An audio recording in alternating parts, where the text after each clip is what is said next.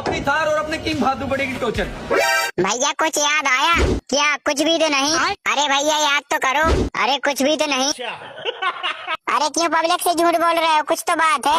अरे क्या बताऊं सुल्तान, ये क्या हो गया? ये साला बड़वा मालिक मेरी ऐसी तैसी करवाने पे क्यों तुला रहता है। पिछली बार नीसू भाई की थार आई थी, पूरी एमपी में मेरी इज्जत मिट्टी में मिलवा दी। जो बची खुची इज्जत थी अब खुद की थार से टूजन करवा के पूरी मिट्टी में मिलवाना चाहता है। अरे उन लोगों ने तो छोड़ दिया था, मेरे हाथों से बच के देखा गदड़ी। रहने दे बेटा, जितनी नीसू भाई की थार बेइज्जती कर गई उतनी इस दुनिया में कोई नहीं कर सकता।